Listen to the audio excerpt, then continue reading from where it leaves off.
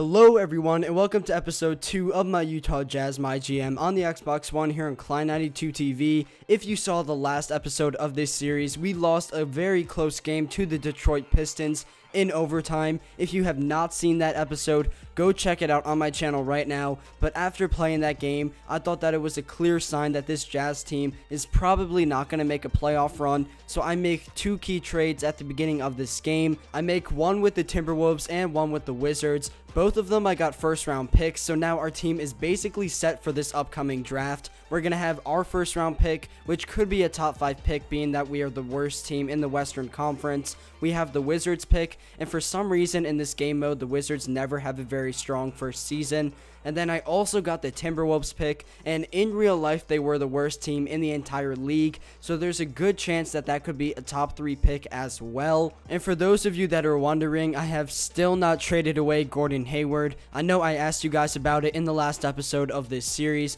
but I'm still a little bit hesitant on whether or not I want to get rid of him. On one hand, he is extremely overpaid, and he's not the best defender, but he is the best shooter on this entire team, and you know in NBA 2K, if you have a really good shooter, they can be completely abused in this game. So I think I'm going to trade him away in the next episode of this series, which will be right before the trade deadline, so there may be a chance that I also trade away Derek Favors as well. Anyways, the question that I have for you guys in this episode involves the point guard position on this Jazz team. For those of you that don't know, the Jazz have two really strong point guards. They have Dante Exum, who's a rookie, and they have Trey Burke, who I think is in his second or third year in the NBA. Trey Burke is definitely the smaller and the weaker of the 2 point guards, but Dante Exum does not have a very strong outside shot, and all he's really good for is driving into the paint. So I want to hear your opinion in the comments section below. Which point guard should I start, and should I trade away one of these guys? As of recently, I've been starting Dante Exum and having Trey Burke be the 6th man. In my opinion, I've actually been playing a lot better with Trey Burke than Dante Exum, and you're going to see that throughout this episode. So don't forget to put that in the comments section below, and look out for the end of this video, because at the end of this video, I make another trade for a really nice shooting guard that's going to come off the bench. Anyways, let's head into the gameplay of this video. Going into this game up against the New Orleans Pelicans, I thought we were going to get demolished by this team. They have elite players like Tyreke Evans, Drew Holiday, and especially Anthony Davis. And as sad as it may sound, we just do not have the talent on this team to defend guys like that. Surprisingly, we do keep up with the Jazz, and the ending to this game is absolutely crazy. And I forgot to mention that the Pelicans also have Ray Allen coming off the bench. So the Jazz have the ball on the fast break, passing it up to Iman Shumpert for the dunk at the other end. Look at this replay. Iman Shumpert is just flying over defenders for that dunk. That was a great defensive stop by Dante Exum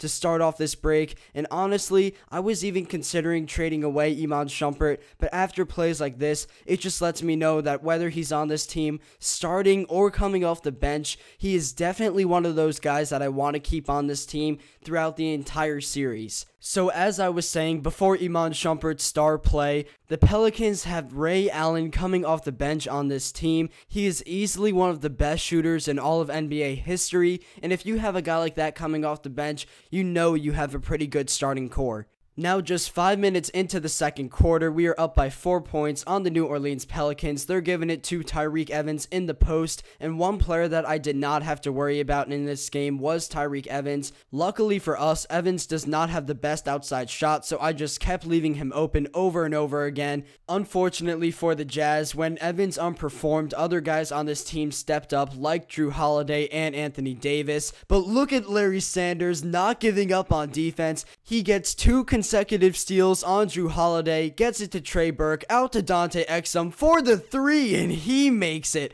Dante Exum, in the last episode of this series, I talked about how he was such a poor outside shooter. I think by the end of the game, he went 0 for 4 from the 3-point line, but in this game, he's finally working on his outside shot, and he's finally making some outside shots. So there is Otto Porter Jr. making another 3, Gordon Hayward in the post, missing that fadeaway, and now Norris Norris Cole has the ball, crossing over Iman Shumpert, getting into the paint, a tough contested layup, and that goes in. So going into the second half of this game, I'm liking the way that the Jazz have been playing. We have a 5-point lead on the Pelicans, and the reason for that is that 3-point field goal percentage. In the first half, we shot 6 3-pointers, and we made 5 of them. If we can keep that up in the second half, I'm pretty sure we can walk away with the win. And of course, the guy leading the Jazz in scoring was Gordon Hayward, the one player that I'm considering trading in the next episode of this series. But even with that, he only had 10 points in the first half, so it's not like he's the star scorer on this team. Heading into the second half of this game, I just want to maintain this lead. In the last episode, we lost a heartbreaking game to the Detroit Pistons, and I do not want to have that happen again. So we are up by 1 point. Iman Shumpert's passing it out to Gordon Hayward, and look at Tyreke Evans sagging off on defense. What are you doing? Gordon Hayward makes that outside shot, and we have a 3-point lead. Here, I try to pass the ball to a cutting Dante Exum. The Pelicans go on the fast break. Drew Holiday at the other end with that lefty layup. With 2 seconds left on the shot clock, I'm forced to shoot a contested shot with Otto Porter Jr. The Pelicans run on the fast break again, up to Eric Gordon, out to Tyreke Evans, over to Drew Holiday, a lot of ball movement, and somehow they end the possession with an and one. We are now halfway through the third quarter, and it's still a tight game here in New Orleans. Drew Holiday with that fader going through. The Pelicans get it back just a minute later into the game, and Drew Holiday just had that crazy fadeaway. I know he's going to drive in again, and here he makes a contested layup. We need to stop this guy if we're going to win this game. Now Norris Cole has the ball. Dante Exum is playing pretty nice defense, and he strips Norris Cole. He passes it up to Millsap with the dunk at the hoop over Ray Allen, the veteran. Probably the best highlight we've had in this series up to this point. Look at Millsap jumping over Ray Allen, kicking his face in midair, and slamming down that dunk. The funny thing is, Millsap is one of those players that rarely comes off the bench to play for us. So just to think that of everyone on this team, Millsap is the guy that gets that play.